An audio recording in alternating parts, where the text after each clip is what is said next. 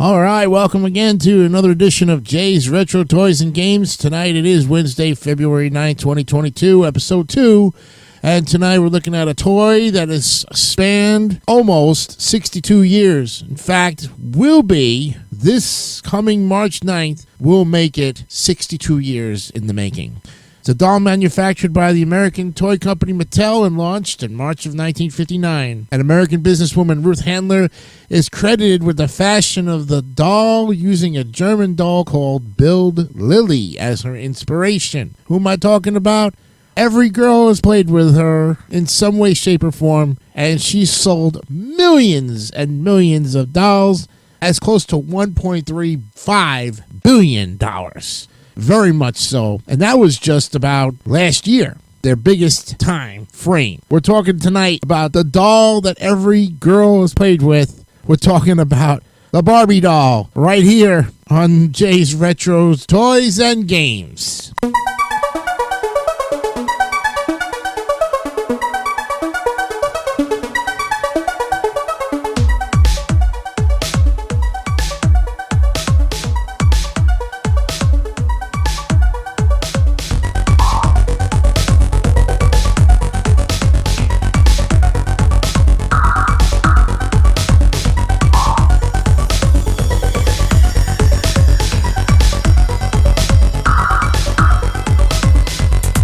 All right, we welcome you. Good evening, everybody. Thank you for being here, and I hope you had a good time with the first episode of our new series here on YouTube called Jay's Retro Toys and Games. And here we're ready for episode number 2. This is February 9th, 2022, for all of you who are keeping up with times and dates and people and places. So we're ready to go, as we're going to be talking to you today about the Barbie doll. That's right. You know, she's a figurehead of a brand of Mattel dolls and accessories, including other family members and collectible dolls. She's been an important part of the toy fashion doll market for over 60 years and has been the subject of numerous controversies and lawsuits, often involving parodies of the doll and her lifestyle. Mattel has sold over 1 billion Barbie dolls, making it the company's largest and most profitable line. And they've expanded into the media franchise, including long-running series of animated films that began in 2001. For almost 15 years, they were aired regularly on Nickelodeon cable channel. And Barbie and her boyfriend Ken, well, they've been described as 2 most popular dolls in the world, and they've transformed the toy business in affluent communities worldwide by becoming a vehicle for the sale of related merchandise. So let's look at the history of the Barbie doll. All of our information comes from the Wikipedia, the free encyclopedia. Ruth Handler watched her daughter Barbara play with paper dolls and noticed that she often enjoyed giving them adult roles. And at the time, most children's toy dolls were representations of infants. Realizing that there could be a gap in the market, Handler suggested the idea of an adult-bodied doll to her husband Elliot, a co-founder of the Mattel Toy Company. He was unenthusiastic about the idea, as were Mattel's directors. During a trip to Europe in 1956 with her children Barbara and Kenneth, Ruth Handler came across a German toy doll called Build Lily. Now, the adult figure doll was exactly what Handler had in mind, so she purchased 3 of them. She gave one to her daughter and took the others back to Mattel. The Lily doll was based on a popular character appearing in a comic strip drawn by Reinhard Buthyn for the newspaper Bild. Lily was a blonde bombshell, a working girl who knew what she wanted and was not above using men to get it. The Lily doll was first sold in Germany in 1955, and although it was initially sold to adults, it became popular with children who enjoyed dressing her up in outfits that were available separately. Upon her return to the United States, Handler redesigned the doll with the help from local inventor-designer Jack Ryan, and the doll was given a new name, Barbie, after Handler's daughter, Barbara. The doll made its debut at the American International Toy Fair in New York City on March 9, 1959. This date is also used as Barbie's official birthday. So next month, on March 9th, will be her 62nd birthday. The first Barbie doll wore a black and white zebra-striped swimsuit and signature top-knot ponytail, and was available as either a blonde or brunette. The doll was marketed as a teenage fashion model, with her clothes created by Mattel fashion designer Charlotte Johnson. The first Barbie dolls were manufactured in Japan, with their clothes hand-stitched by Japanese home workers. And around 350,000 Barbie dolls were sold during the first year of production. Close to 500,000. Wow. Louis Marks and Company sued Mattel in March of '61. After licensing Lily, they claimed that Mattel had infringed on Greener and Hauser's patent for Build Lily's hip joint, and also claimed that Barbie was a direct takeoff and copy of Build Lily. The company additionally claimed that Mattel falsely and misleadingly represented itself as having originated the design. Mattel counterclaimed, and the case was settled out of court in 1963. And then in '64, Mattel bought Grenier and Hauser's copyright and patent rights for the Build Lily doll for $21,600. Wow. Ruth Handler believed that it was important for Barbie to have an adult appearance.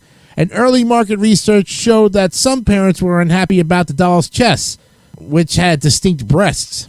Barbie's appearance has been changed many times, most notably in 1971, when the doll's eyes were adjusted to look forwards rather than having the demure sideways glance of the original model. This would be the last improvement Ruth would make to her own creation, as 3 years later she and her husband Elliot were removed from their posts at Mattel after an investigation found them guilty of issuing false and misleading financial reports.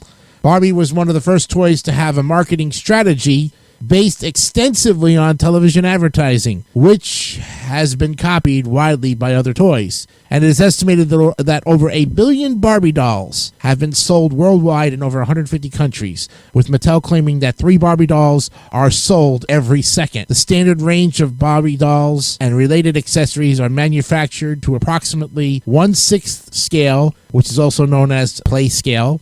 The standard dolls are approximately 11.5 inches tall.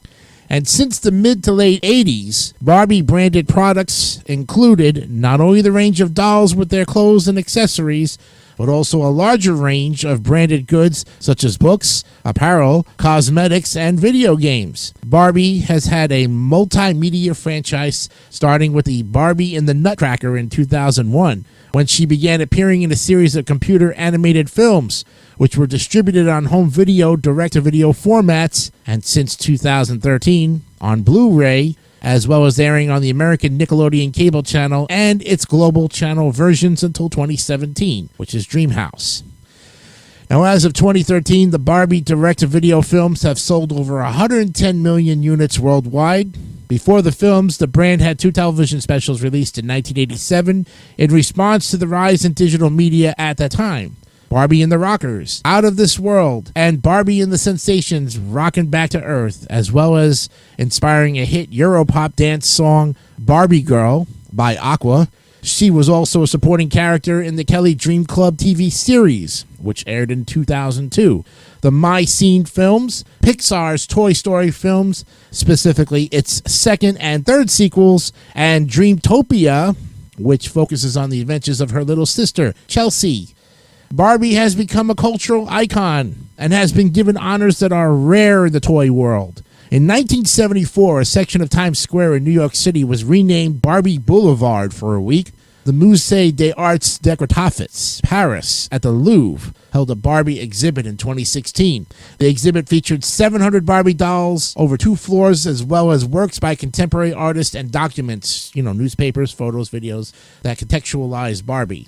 1986, the artist Andy Warhol created a painting of Barbie. The painting sold at auction at Christie's, London, for $1.1 million. 2015, the Andy Warhol Foundation then teamed up with Mattel to create an Andy Warhol Barbie. Outsider artist Al Carby took thousands of photographs of Barbie and created countless collages and dioramas featuring Barbie in various settings. Carby was the subject of the feature-length documentary Magical Universe. Carby's collage art was presented in the 2016 Barbie exhibit at the Musée des Arts Décoratifs, Paris, in the section about visual artists who have been inspired by Barbie. Then in 2013, in Taiwan, the first Barbie-themed restaurant called Barbie Cafe opened under the Sinlaku Group. The Economist has emphasized the importance of Barbie to children's imagination. From her early days as a teenage fashion model, Barbie has appeared as an astronaut, surgeon, Olympic athlete, downhill skier, aerobics instructor, TV news reporter, vet, rock star, doctor, Army officer, Air Force pilot, summit diplomat, rap musician, presidential candidate, party undefined, baseball player, scuba diver, lifeguard, firefighter, engineer, dentist, and many more. When Barbie first burst into the toy shops, just as the 1960s were breaking, the doll market consisted mostly of babies designed for girls to cradle, rock, and feed. By creating a doll with adult features, Mattel enabled girls to become anything they want. Then on September 7th of last year, following the debut of the streaming television film Barbie, Big City, Big Dreams on Netflix, Barbie joined forces with Grammy Award-nominated music producer, songwriter, singer, and actress Esther Dean and Girls Make Beats, an organization dedicated to expanding the female presence of music producers, DJs, and audio engineers to inspire more girls to explore a future in music production.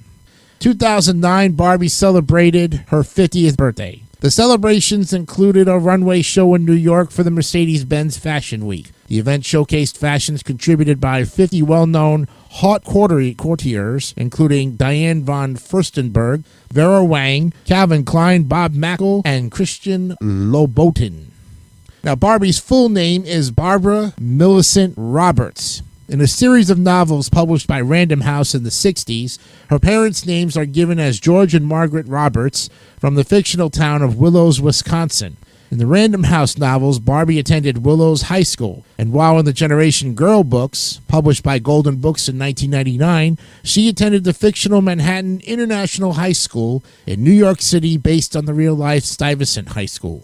She has an on-off romantic relationship with her boyfriend Ken, that's Ken Carson, who first appeared in 1961. A news release from Mattel in February of 2004 announced that Barbie and Ken had decided to split up.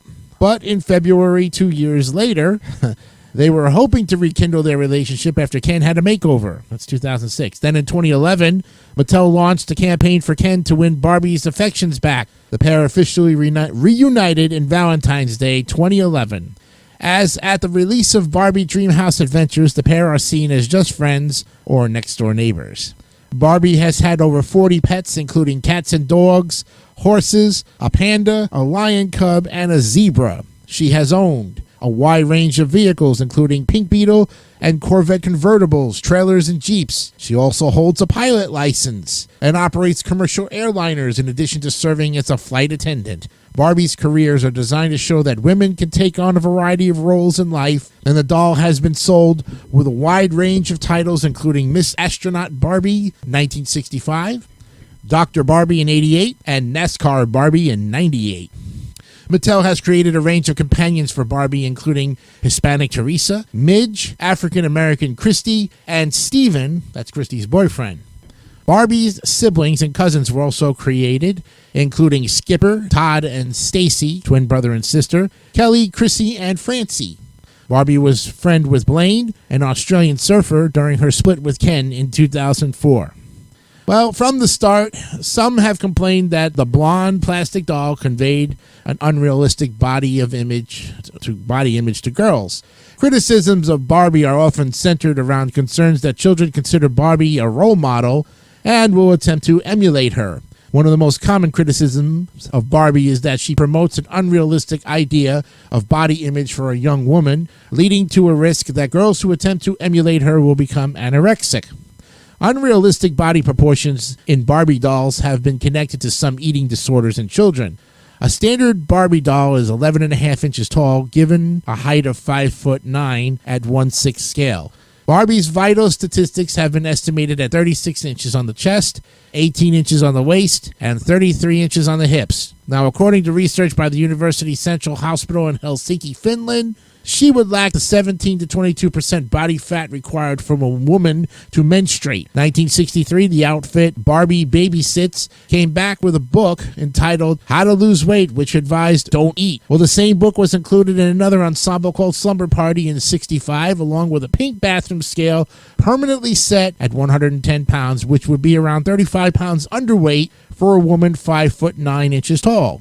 Mattel said that the waist of the Barbie doll was made small because the waistbands of her clothes, along with their seams, snaps, and zippers, added bulk to her figure. In 1997, Barbie's body mold was redesigned and given a wider waist, with Mattel saying that this would make the doll better suited to contemporary fashion designs. Then in 2016, Mattel introduced a range of new body types: tall, petite, and curvy, releasing them exclusively as part of the Barbie Fashionistas line. Curvy Barbie received a great deal of media attention and even made the cover of Time magazine with the headline, "Now Can We Stop Talking About My Body?" Despite the curvy doll's body shape being equivalent to a U.S. size 4 in clothing, some children reportedly regarded her as fat. Well, the doll's reception by adults was also politicized, with tensions between feminists who suggested the doll was too thin to be considered curvy, and conservatives who claimed it was a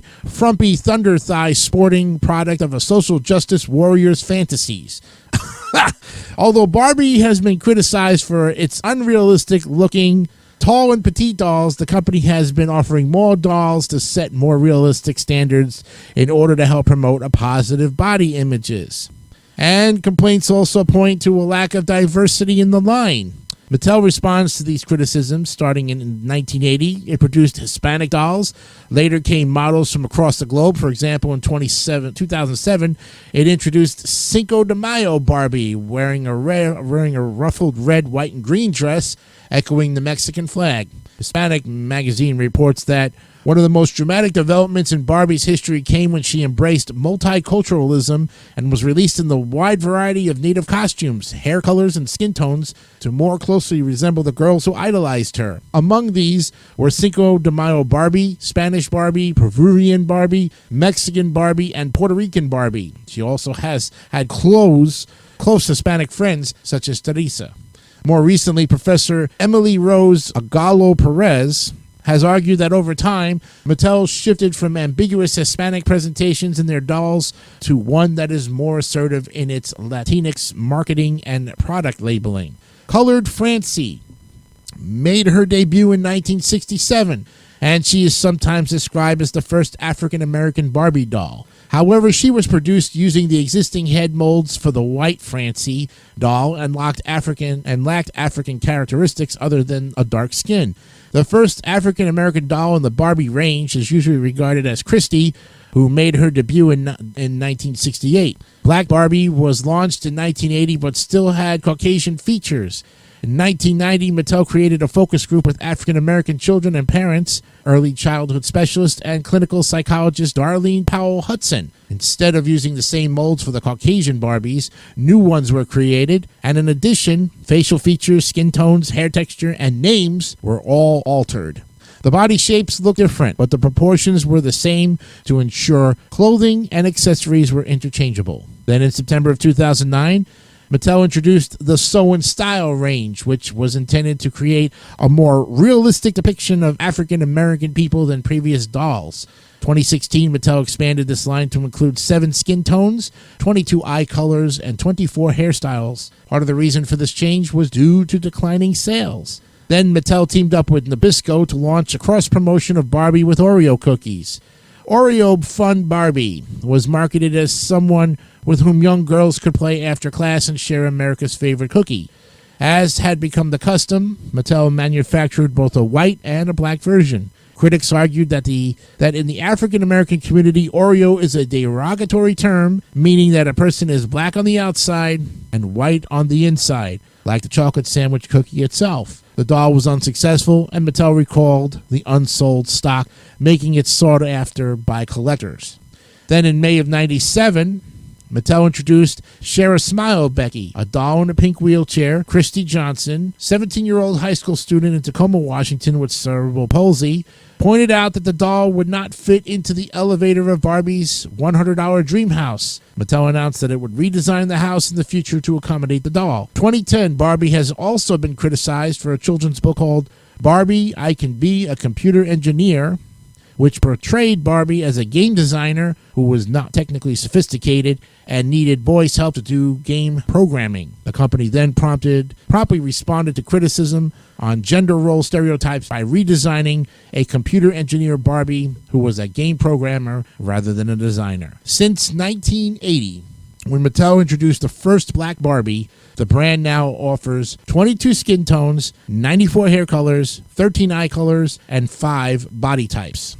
And the list goes on, and of course you got collecting and parodies and lawsuits, and then they had competitions from Bratz dolls, if you don't remember Bratz dolls. Then there was Barbie Syndrome, and the list goes on.